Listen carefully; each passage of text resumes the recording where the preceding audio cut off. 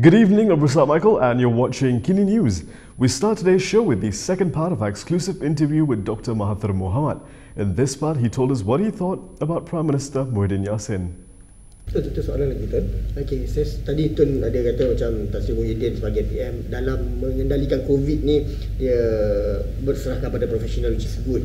Okey, tapi daripada segi dia sebagai PM yang mengepalai kabinet, kalau lihat kabinet dia sekarang ada beberapa banyak isu lah, macam timbalan-timbalan menteri yang keluarkan kenyataan-kenyataan yang tak berapa nak ni, dalam isu Bibionah lah, dan juga dia ada menteri yang tak kuarantin tapi tak diambil tindakan serta-merta.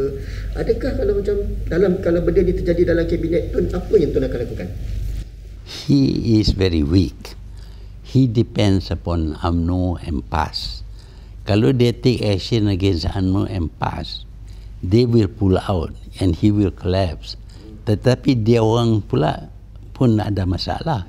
Kalau dia bagi Muhyiddin collapse, dia pun collapse juga. Jadi this is why during the belah bagi dalam parlimen, dia dapat sokongan daripada UMNO apa semua. Because those people kalau bagi dia jatuh, dia orang pun jatuh juga. So they are in a very difficult position. Both bersatu and UMNO. Bagi jatuh Muhyiddin, dia pun jatuh. Itu sebab dia sokong Muhyiddin di semua. But they threaten him. Pasal apa tak bagi Zahid jadi number 2? Pasal dia orang nak Zahid jadi timbalan. Tapi dia tak berani nak angkat timbalan, benda tak berani. And now kita all principle are overboard. Perjuangan dulu apa semua tak kira. Dia nak kira support bagi dia. Sebab itu dia nampak kalau jadi multiracial boleh dapat Indian support daripada Azmin punya orang.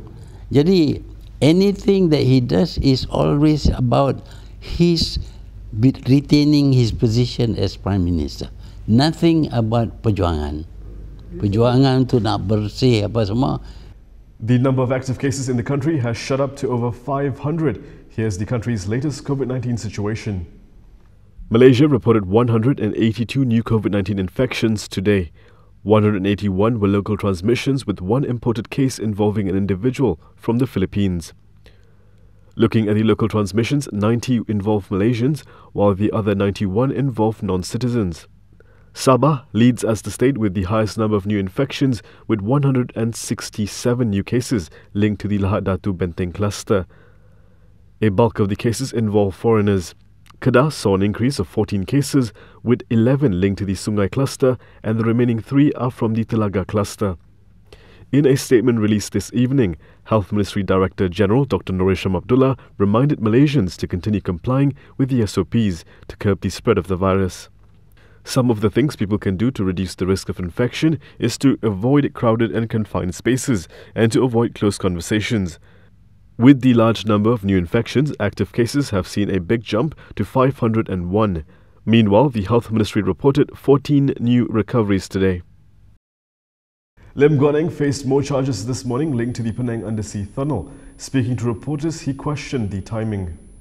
Former Penang Chief Minister Lim Guan Eng today faced more charges linked to the controversial Penang undersea tunnel.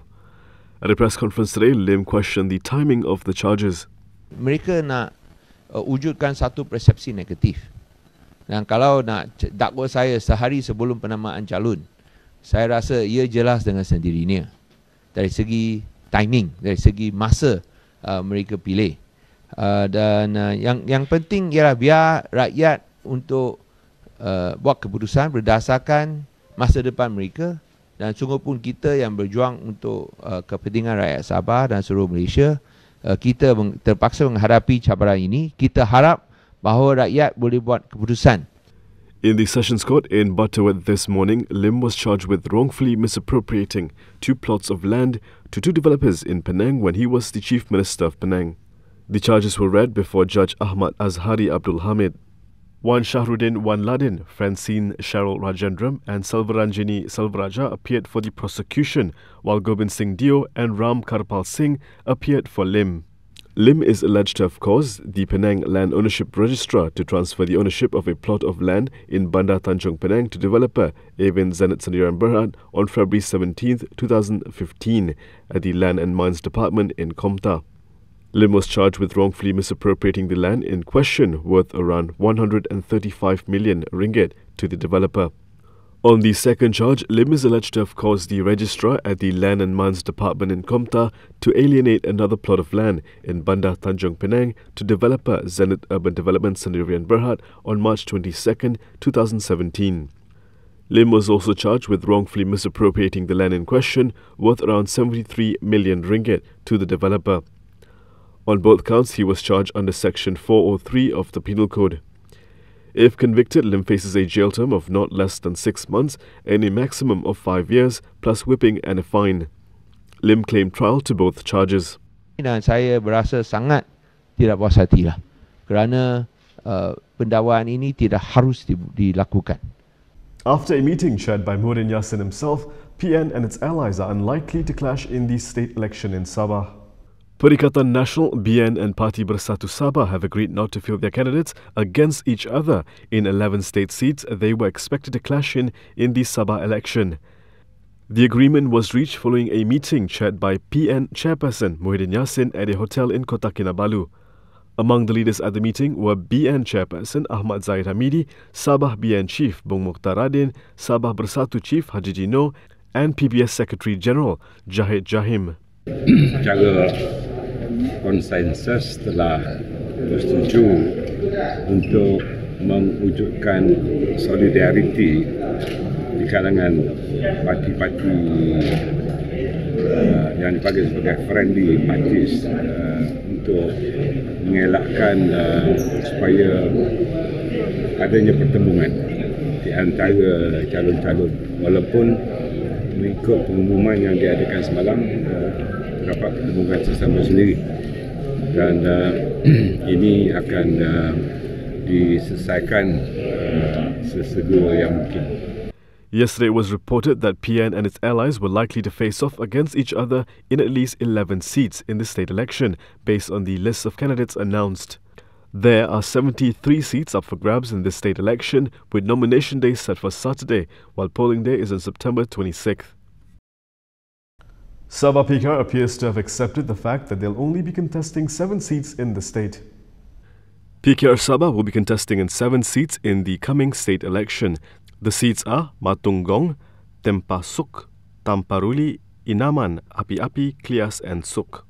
Sabah PKR Chief Christina Liu unveiled the candidates for the seats at a press conference today. Liu also dismissed criticism that the Sabah PKR was under the control of national party leaders. In every step that we do, we always consult our party president, our secretary and our senior leaders, because we are a national party. Okay, so we have national policies, we have state policies. But however, when it comes to state interest, they also will refer back to us because we are in charge of Sabah. Criticism against Sabah PKR came following the announcement by Warisan President Shafi Abdal of the candidate list for Warisan and its allies at the International Convention Centre in Kota Kinabalu yesterday. 2 days ago, PKR had unilaterally announced that it will be fielding its candidates in 14 seats. However, when Shafi formally unveiled the candidate list, it showed PKR contesting in only 7 seats.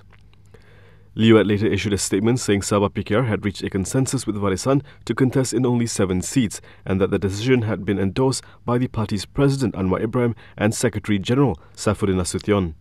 Meanwhile, PKR Information Chief Samsul Iskandar Muhammad Akin said he does not think that there will be any sabotage from within the party during the elections due to dissatisfaction over the 7 seats.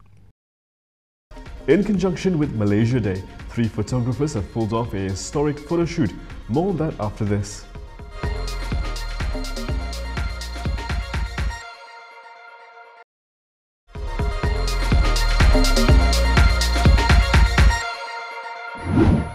Professional photographers spend 24 hours capturing what makes Malaysia unique in an event organised by Revolve and Kini Events, and in the process, they may have also broken a Malaysian record. Kalau kita tengok fotografi, a picture tells 1,000 words. Jadi kita perlu galakkan lebih banyak fotografi. Kerana fotografi ia cuma boleh menimbulkan keselesaan ataupun appreciation. Dia tidak akan menimbulkan apa-apa kemarahan kalau bahasa. Kadang-kadang bahasa imagery dia beremosi.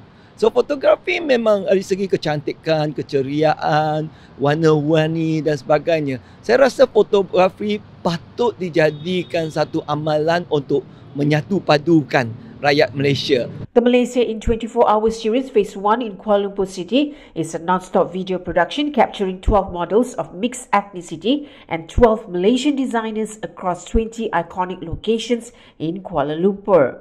This event was documented in video recording and has successfully obtained the title of Longest Non-Stop Patriotic Photography Event in Malaysia Book of Records. This meaningful event was held in conjunction with the upcoming Malaysia Day, and the full video will be released on September 16. Microsoft informed a consulting firm hired by Joe Biden's campaign that it may have been a target of Russian state-sponsored cyber attacks. Microsoft raised alarms that Russian state hackers may be targeting the campaign of US Democratic presidential candidate Joe Biden. According to 3 sources, Microsoft alerted SKDK Knickerbocker, a Washington-based campaign advisory and strategy firm working for the Biden campaign, that hackers with suspected Russian government ties tried to infiltrate its network. But the hackers failed, a source said, because the firm was well defended. The Kremlin called the hacking report nonsense and has long denied other reports of interference in US elections. One source said it wasn't clear whether Biden's campaign was the target or whether the Russians wanted information about other SKDK clients. Representatives of Microsoft and SKDK Knickerbocker declined to comment to Reuters for this story. A Biden campaign spokesperson did not respond. American spy services believe Russia was behind the 2016 cyber attacks on Democratic Party servers as part of an effort to undermine presidential candidate Hillary Clinton and to help Republican Donald Trump. And US intelligence agencies have raised the alarm about Russian and other foreign government attempts to interfere in November's vote. But a stunning allegation this week from a former US official accused the Trump administration of suppressing that threat. A former top aide at the Department of Homeland Security filed a whistleblower complaint alleging that he was pressured by political appointees at the DHS, including Acting Secretary Chad Wolf and National Security Advisor Robert O'Brien, to stop providing assessments of Russian election interference. The whistleblower said he was asked to hold one such notification because it could, quote, make the president look bad. Representatives from the White House and the DHS flatly denied the allegations. And that is all from me today. For more stories, you can go to KiniTV.com. You can also follow us on Instagram, Twitter, YouTube and Facebook for the latest news updates. I'll be back with more next week, same time, same place. I'm Prasad Michael. Thank you for watching.